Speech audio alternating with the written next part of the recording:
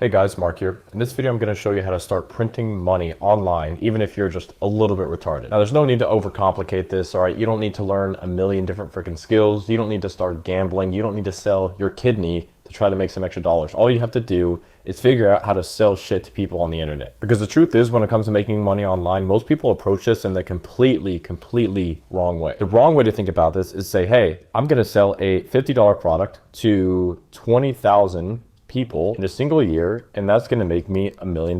This is the entire wrong way to think about this, okay? Because this number right here, 20,000 unique customers, this is a relatively large number, right? This means that you need to have at least 53 people buying from you every single day to make $1 million a year. That's a lot of freaking people. Instead, the right way to think about this is, instead of selling a product that is $50, you sell a product for, let's say, $150. Then you only need to have 6,666 customers to make $1 million in a single year. And guess what? That's not 53 people every single day that you have to sell.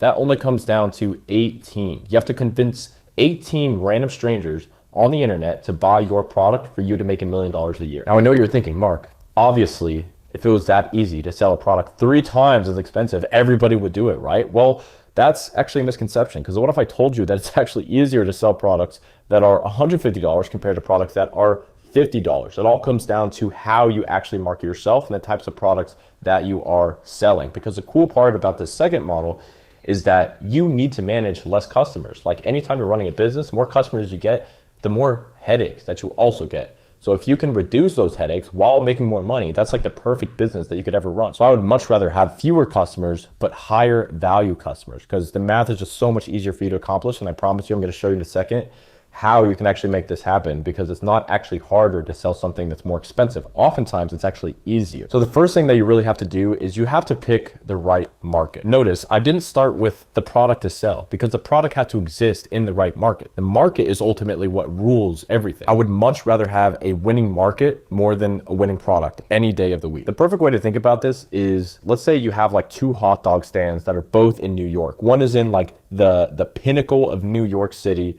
where there's all this foot traffic. People are walking past it all day, every single day. And this hot dog stand also has the best tasting hot dogs in the entire freaking state. On the other hand, you have another hot dog stand. It's not in the most popular part of town. It still has a good amount of foot traffic, and the product isn't even that good. Like, the hot dogs don't even taste that good. But there's one major difference between these 2 hot dog stands. The second hot dog stand, every single person that walks by is starving. They haven't eaten in days. Which one do you think is going to be making more money? That's the difference that a market can make in the success of selling stuff online. I would so much rather enter a hot market than just be given a hot product. Now, to actually find a hot market, one of my favorite things to do is go to the software here. This is Get Hooked. You can find it by clicking the second link in the description.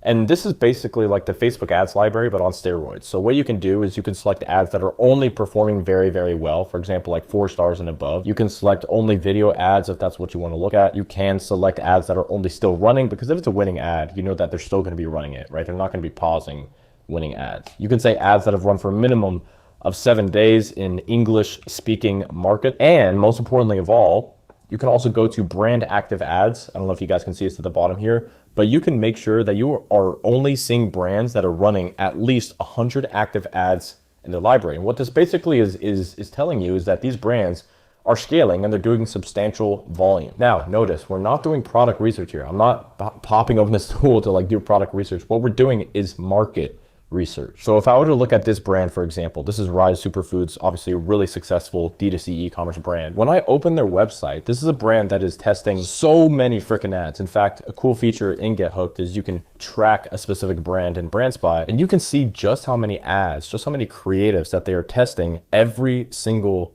month. Just look at these numbers, all right? These guys are testing over 4,000 ads, over 4,000 in a single month. That is literally over 100 ads every single day that they're testing. So, you know, these guys are doing well. They're actually even scaling up. If you look at from April to May, they scaled up their creative production to just under 6,000 ads. Now, again, like I said, I'm not doing product research here. What I'm really doing is market research. So what I want to do is I want to identify what is the main problem that these guys are actually trying to solve. Because the difference between markets and products is that you want to do problem research, not product research. because there are winning markets that are symbolized by winning problems. Another perfect example is looking at a product like a posture corrector, for example. If I were to scroll through Get Hooked and I see a posture corrector, I'm not going to go and immediately start selling that. Instead, I'm going to identify what is the specific pain point associated with the posture corrector. Let's say it's back pain or just poor posture in and of itself. Let's just say like lower back pain, for example. I want to go into that market and start selling an additional product that is not actually a posture corrector. It's something that is horizontal to that product. So now that you have the market identified, the second thing that you want to do is actually identify the product. But the product should be identified based off the problem that you want to solve. So the question that you really want to be asking yourself here is, how can I solve the same problem that's associated with this particular market, but in a different way, specifically with a different product? So for example, if I'm looking at Rise Nutrition here, or Rise Superfoods, if I look at their little hero section here, it says they have a coffee that boosts energy, improves mental clarity, and supports digestion. So what I want to do here is I actually want to look at their top performing ads on Get Hooked and look at the main kind of sub benefit, the sub problem that they're really solving, because those are pretty broad. So I want to go into their top ads, like what is really working well for them right now. And immediately I can actually see this one that stands out that says lose weight even if you cheat. So they're actually attacking like the weight loss angle with this specific type of coffee, which is, I'm guessing, just something that can help you fight off cravings and therefore lose weight. Bit of a stretch, but you know, it is what it is. So I would want to find other supplemental products that are solving that same problem, specifically of weight loss, but in a little bit of a different, unique way. And this is when I'll pop open AliExpress or CJ Dropshipping and start searching products around those specific keywords. And that's how you actually identify a winning product. Because again, even if you have a slightly quote unquote like unproven or unvalidated product, if it's in a winning market, you know that there are hot buyers in there. All you have to do is find the right way to sell a product that solves the same problem that people are already buying the product for. Now, the next step here is gonna be your messaging. And I'm gonna tell you guys right now, this is the number one thing that most early stage entrepreneurs just like completely fuck up. They try to compete solely based off of price, solely based off of who can have the bigger discount. It goes from 20% off, 30% off, 50% off, 70%, 99% off. That is a terrible way to compete. That is a race to the bottom. What I like to do with my messaging is I want to position my brand in a way that is luxury, in a way that I can actually show that I have a higher perception of value, a higher POV than all of my competitors, right? Because if my brand is positioned as something that is specifically only for people that have more money to spend, then guess what? When I'm running ads, I'm going to be attracting people that have more money to spend, which means they're going to spend more money with me. I don't want to build a brand that attracts everybody. I only want to build a brand that's specifically for people that have more disposable income.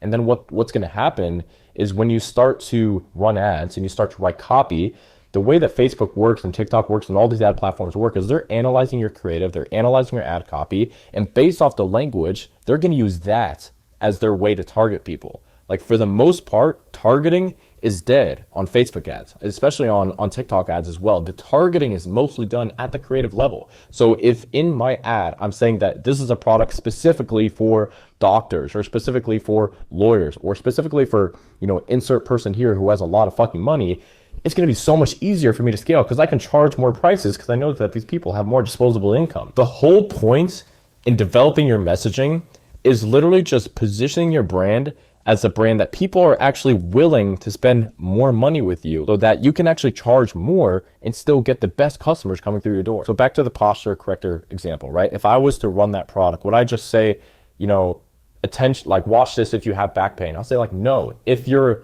a chiropractor struggling with back pain, watch this. Or if you're a doctor struggling with back pain, watch this. Like I want to go literally after specific professions that are most likely to spend more money with me. If you have better messaging, you will have better copy and you will have better customers. That means you're going to have a lower refund rate, more net profit in your pocket, and ads that are actually easier to scale compared to ads that are like just trying to target everybody, right? The golden rule is to solve rich people problems if you want to become rich. Now, the fourth piece of the puzzle here is actually building a very high converting funnel, okay? So I talk about this all the time on my channel, but what most people do when it comes to selling anything online is they get somebody a customer to come into your door, come to your business and pay you money once, and then they never pay you again. And a lot of times when they do pay you once, let's say that's $50, ad costs are continuing to increase and they will continue to increase year after year. If you don't have an average order value that is honestly ideally over like $100, of course it depends a lot on the price of your product, but if you don't have an AOV over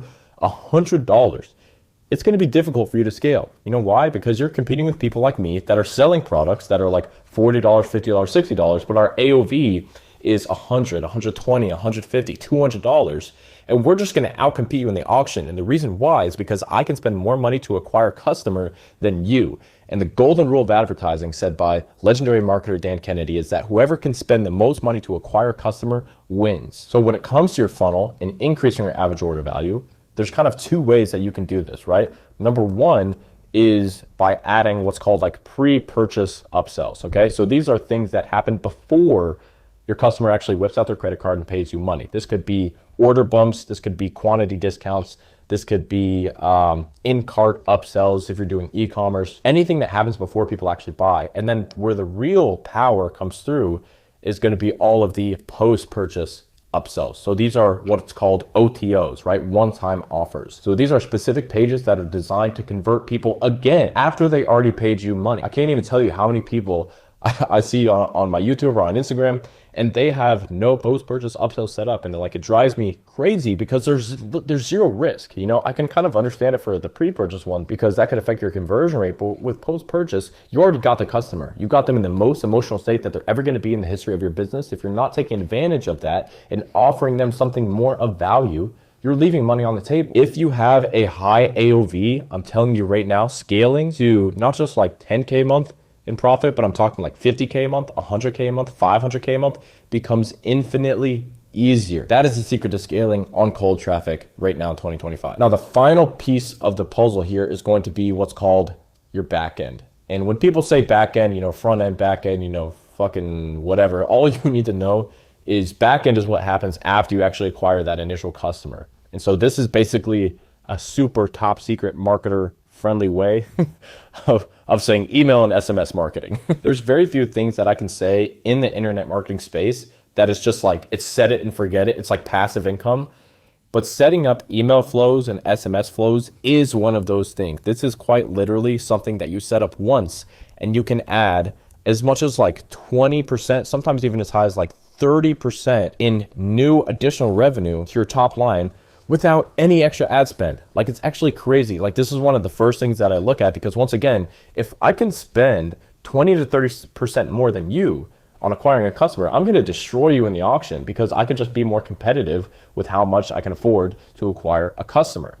And so with email, the platform that I like using is called Omnisend. Omnisend is a fantastic platform, especially if you do e-commerce for managing your email and SMS marketing. I highly recommend it. If you guys want to check it out, you can check the third link in the description. And they also do SMS as well. Specific to e-commerce, SMS Bump is also a fantastic option that you can use. It just plugs right into your Shopify store. But if you just want one app to do all of that for you, check out Omnisend. This is basically like the low-hanging fruit, the boring money, as I like to call it. But boring businesses typically are the businesses that make the most amount of money. And this is just one of those subcomponents of a boring business. Just like email and SMS, it's nothing exciting. It's not like you're launching ads. It's not like you're scaling up to like 100K a day in spend. Like, it's nothing that crazy, right? But it is consistent. It works. You should be doing it if you're actually serious about, you know, making money online and you're maybe a little bit retarded. And that's why you should do it. It's more reason to do it. And that's it, like start to finish. Thank you for watching this video, and understand that if you are just a little bit retarded, that is one of the biggest superpowers you could ever have. Use it to your advantage. All right, guys,